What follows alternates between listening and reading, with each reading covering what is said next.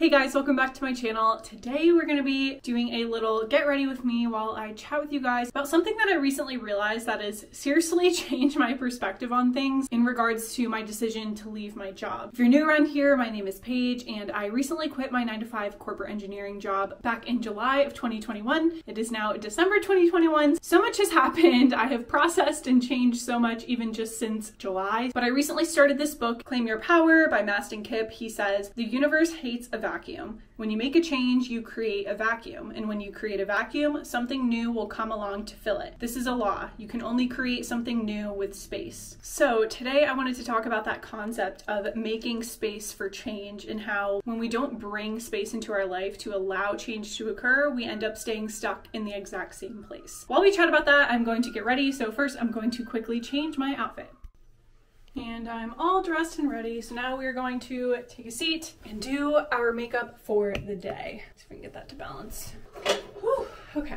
So as I said, today we're going to be talking about the concept of making space for change, and this has now become my new mantra because I really have realized that things in my life have not changed until I've made space for them. I think a lot of times we think that when we're in a bad situation, we need to wait until a better option comes along for us to take that new option and like go down this new path. But the reality is a lot of times once we're on a path, other paths don't come up. They're not given to you because you are already on one.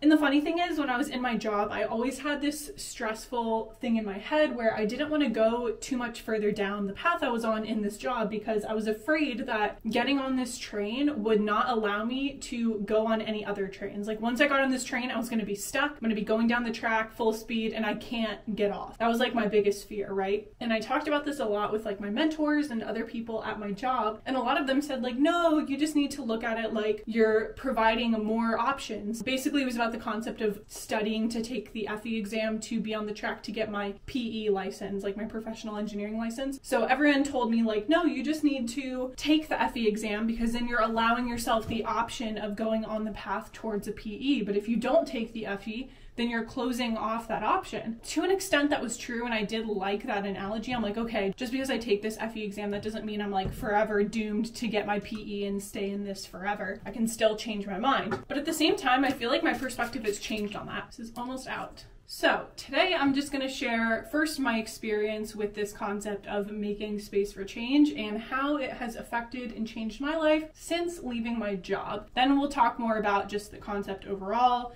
as well as some other alternate things in my past that I can look back on and see that I had only allowed that to happen by making space for change. First one is leaving my job. So when I was debating leaving my job, my biggest fear was money, of course. I was worried about not making enough money from anything else. I was scared about what we were going to do when our lease ends, if we were even going to be able to make it to the end of our lease, what we were going to do after that, and just basically everything. I was afraid of all of this. I thought like, okay, we're in DC, we're kind of like stuck here until our lease ends, and I like wanted to leave, but also like I didn't want to leave, and I was just very all over the place. I didn't know what I wanted. The week that I put in my notice at my job, like I think the day I put in my notice, I immediately started like panicking, and I was like, oh my gosh, like I need to figure out other ways to make money. So I started the whole Instacart journey. I signed up to become an Instacart shopper and like did the whole like background check and all of that stuff and like got all my paperwork in, as well as I started creating a profile on Rover, which is the app I use to do my cat sitting. Already I knew these things existed, but of course I didn't do them because I was already making money. Like I had no reason to, right? But my main thing was that I was going to do Instacart. That was like the main thing I thought I was going to do after I left my job. I signed up for Rover just because I was like, oh, why not? We'll see, you know, like who knows? I was very like whatever about it, okay? As well as my YouTube channel. Before I quit my job, I was very much into the realm of coaching. I was posting on YouTube very infrequently,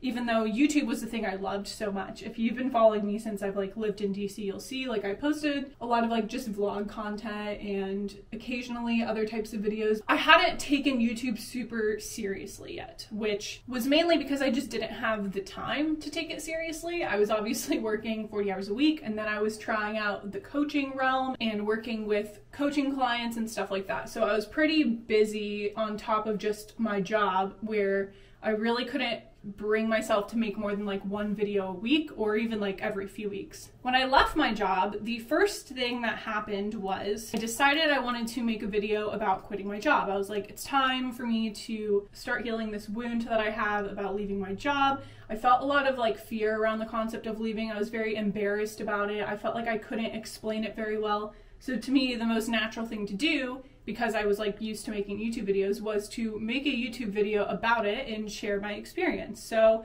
I made this video and thought really nothing of it. I just like did my usual, you know, sat down, had a few points I wanted to talk about, made the video, did the thumbnail, the title, whatever. I posted it, okay? And then literally within a week, the video started for my channel like blowing up. It has like 17K views almost now, so like it's not like it blew up insane, but that video is the video that brought me a lot of the community that I have today. A lot of you guys watching, I'm assuming, probably found me from that video, and that is what got me to the 1,000 subscriber mark, as well as the watch time mark that I had to hit to be able to become monetized on YouTube. So now, because of that video, I am able to make money from making videos. I make about $100 a month from YouTube, and I do make at least 8 videos a month, like twice a week. So it's a lot of work for $100, like don't get me wrong, but like I've talked about before, YouTube is an investment. Every minute that I put into this channel is an investment for potential future growth into my channel, which would eventually make me more money. After I quit my job, it obviously gave me the idea of making the video about why I quit my job. If I hadn't quit my job, I wouldn't have made that video because there would be nothing to make a video about. Doing so got my YouTube channel monetized, and now I make money from this channel, and it's in a sense like a small little part-time job that I have, and it's also a creative outlet. Like I really enjoy making videos, so to me it's just a total win-win. Also, LOL at my eyebrow brush. It's like so broken, but I don't even care. Until I get like a coupon to get one for free, I'm like not replacing that. Or maybe I'll go to like Dollar Tree or something and get a new one. Anyways, that is the first thing that happened to me where I realized, wow, making space for change allows change. The second one is cat sitting. So when I signed up for Rover, again, like I said, I didn't really expect to get that much out of it. I thought like maybe I'll get like a client every few weeks, like 1 or 2 clients a month. And that is not what happened. I have had, I think probably like, I've done almost 20 cat sitting jobs now, like separate jobs. Some of them were repeat clients, but like 20 jobs. And my first jobs were in September. I think the first times I made money was September. So the fact that literally in 3 months, I've had 20 jobs from that, and I've made over $1,000. I've made, I don't even know, probably made almost $2,000 at this point from cat sitting, is pretty crazy to me, because honestly, I didn't think that I would be able to make that much money off of it. I thought it was just gonna be like some tiny income stream that gives me like a tiny bit of money each month. That is another thing that I made space for. If I was still in my job, I wouldn't have been able to do cat sitting, because a lot of them are during the day. Like obviously it wouldn't work. And not that I would have like started doing cat sitting while I had my job, because I was like, you know, making money from my job. But now I don't have my job. So of course I need a way to make some money. And I genuinely love cat sitting. Like I genuinely enjoy it so much. I never would have been able to make the money and get the clients that I got if I hadn't, again, made space for change. If I didn't have space in my calendar to do this, I never would have started doing it. As well as I have one of my clients, because one of you, Natalie, you suggested me to your friend who lives in DC, and I've watched Lainey so many times now, and I love Lainey. She's like the best cat ever. It's just another example of how if you get out of a situation that you're in that you don't like and you make room for new situations, that's the best thing you can do for yourself. I think a lot of times we think that we need to wait until we have something to replace it. It's almost like when you're in a crappy relationship and you wait until you find someone better to actually want to get out of the relationship you're in. The truth is that when you do that, in any situation, I genuinely believe that that is not the best case scenario, because a lot of times you're going to then settle for something that's just better than what you have, but not great, or you're never going to find something to replace it, and you're going to stay stuck in something that you are miserable in. And honestly, I don't care what happens from now on with me and like my whole job and career situation. The fact that I left my job, I don't have any regrets about it at all. Like literally none. I'm so grateful I did it, because it has not only made space for change, it has also made space for me to start my healing journey, which is something I've been putting off for a very long time. Okay, we're done with our makeup, so we're going to go out and finish our conversation in the living room, because sitting in the bathroom is just a weird vibe. Hi, Boba. Another thing that I do know is that if I hadn't left my job, I wouldn't have come to the place I am at now in regards to where we want to live and whether or not we want to move away from DC. It is very clear to me now that I want to be closer to my family. Again, I'm going to be talking more about this in the future and like really getting into detail about how I decided to move and all of that. But the point is, like, I was not mentally ready to leave DC and move and be closer to my family. If you didn't see my last video, I talked about how I was really trying to create distance between me and my family to kind of separate myself from my family trauma and like the childhood trauma I went through and stuff. And now I see that I was using distance as a way to cope, which doesn't work.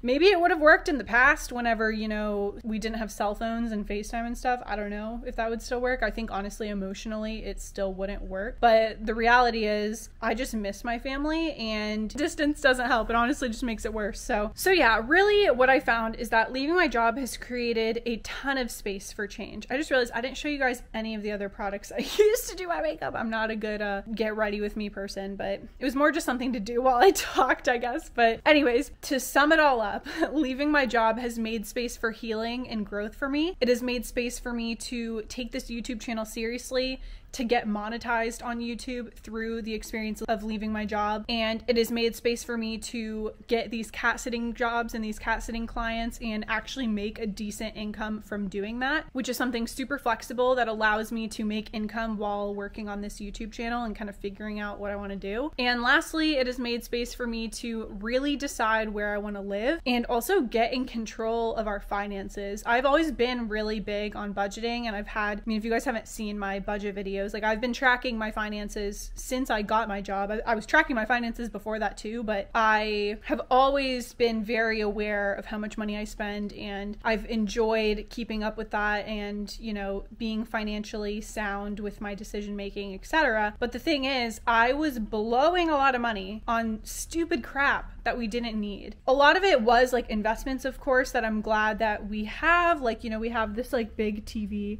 which I actually bought used off of my friend for like $100, and it's like worth way more than that. So still a good deal. But point is, a lot of it was stuff that is nice, like we have and will keep for a very long time, that I wouldn't have been able to buy if I didn't have my job. But a lot of the other stuff was just wasted money. Like I said in my like how much I spent in my first year at my 9-to-5 job, I spent like $5,500 on eating out in 1 year, which is like repulsive, like genuinely repulsive. Basically, I've realized that now that I'm not in my job, we've literally cut down our monthly expenses by $2,000 a month on average, which is amazing. Like, I don't know what we were spending the other $2,000 on a month. Like, I don't even understand where that was going, but somehow we were spending that. So it's really brought me to a place of being more in control of my spending and aware of my spending. And yeah, if I'm making, you know, 5 times as much money as I'm making now, am I going to spend a little bit more per month? Probably, because we're being extremely frugal. But at the same time, I think these principles that I've learned and these new habits I have in regards to spending and budgeting are gonna stick with me, and I'm gonna be a lot more aware of lifestyle creep whenever I have any more income in the future. It's also great practice because my husband is trying to go to medical school, and when he's in medical school, we're gonna have to be really frugal, because the reality is he's not gonna be able to work in medical school. And the whole plan was that, well, my plan was that I would financially make enough money to support both of us while he's in medical school, and he would only have to take out loans for his actual tuition. Whereas for him, he was more like, I don't really care, like make the money you can make, but if we have to take out loans for my like living expenses, if I wasn't married, I would have had to do that anyways. Like if it wasn't for you, that was what I would have to do. I obviously want to be able to support us when he's in medical school. That is my goal. And I still have like 1.5 years until he would start. So I have a lot of time to figure everything out. But I don't know. It's just crazy to see how much has changed in my life in just, what has it been, 4 months? In just 4 months, like how much has actually changed in my life and how different of a person I feel. I genuinely look back on like, oh, remember when I was like sitting at my desk working every day 8 to 5? Like it seems like a different life, and it's only been 4 months. So I can only imagine how much more change is going to happen and how different I'm going to feel in another 4 months. Point is, none of this would have happened if I hadn't made space for change.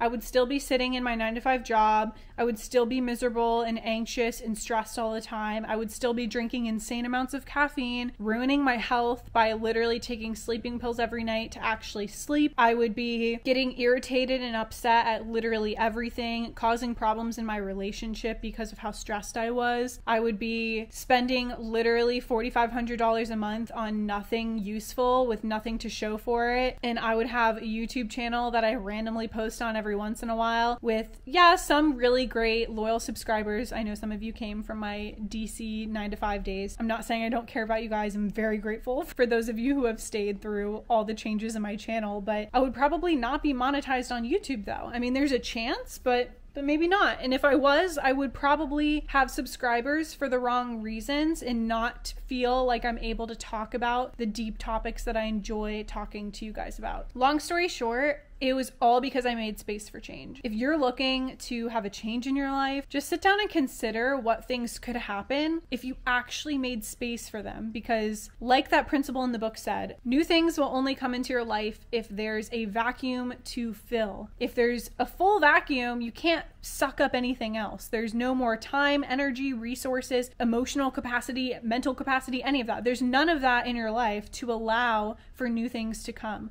But if you make actual space for it, if you empty out that vacuum into the trash can finally, which I need to do that with my own personal vacuum, then you can actually go vacuum up some more stuff, create more change in your life, bring new opportunities in. Opportunities don't just show up and knock on your door. That's not going to happen. I would say it's like a 0.001% chance that the thing you actually want in your life is going to just show up one day and knock on your door. You need to go out and make room for those opportunities to happen to you, and you need to go out and look for them. But if you are so preoccupied with how miserable you are in your 9-to-5 job or your relationship or the degree you're in or anything in your life that you just literally are miserable doing, you just continue doing that and focusing all your energy on your misery, you're never going to make space for change. And I know that's hard to see when you're in the position you're in, because I was so terrified to leave my job and I was so scared of what would happen if I left. But now I see that everything is fine. Like literally everything's okay. It's going to be okay. And I'm going to be fine. And I might get another full-time job whenever we move in March. I honestly, I kind of want to. And that's totally okay with me if that's what happens. Or maybe a part-time job. Who knows? We'll see. But I'm very open to new opportunities. And what I've learned is that consulting isn't for me. Transportation really isn't it for me right now. I am ready for new experiences. I'm ready for new opportunities. But they only happened because I made space. And I genuinely believe that if I stayed in DC, for example, I would not be making space for more change in my life into the direction I want. I have a bad habit of attaching a lot of emotions and feelings to places. So for me, DC, I go around and I'm reminded of all the experiences I had here. I'm reminded of my job. I'm reminded of all the stress. I live very close to my office, so I constantly am driving next to my office and being like, oh yeah, I remember when I worked there, haha. Or I'm driving around and I'm like, oh, I did a project on this intersection, or oh, I worked on this bike lane, or everything is just a reminder. And although some people are like, yeah, get over it, like you can't live your life like that, I have always been someone who has had trouble with past memories and like bad memories and experiences like affecting my daily life. So if I'm able to move somewhere different and get a fresh start, then I'm going to do that. Because I truly believe that doing that is going to, again, make more space for change in my life, make more space for new opportunities. Right now, I don't feel like there's that much more for me here. I have genuinely, it feels like I've gotten everything that I could get out of my experiences here in DC. I have done the job. I've done the whole thing. I've seen the things I wanted to see. I've experienced living in a city. I have gotten the gig work, which has made me great money here. I have started growing my YouTube channel to new degrees while living here. I got engaged here. I got married while living here. This is the first place me and my husband have lived together, but it feels like it's time to move on, and I'm ready for that, and I'm ready to move on and make space for new change. So that's what I'm gonna do. So yeah, that's all I have for today's video. I'm curious, what thing in your life are you guys leaving in your life and not getting rid of to allow space for change. Leave it in the comments down below. I want to see what you guys are holding on to much too tightly and if you're potentially ready to let it go now. So let me know in the comments. Again, thank you so much for watching. I hope you guys are having a great December, and I hope this video was a little bit more upbeat than some of the previous content I've been putting out. Again, like I said, I'm going through it, but things have really been looking up the past few weeks and I'm feeling like a new person. So I hope you guys enjoyed, and I will see you guys in the next one. Bye.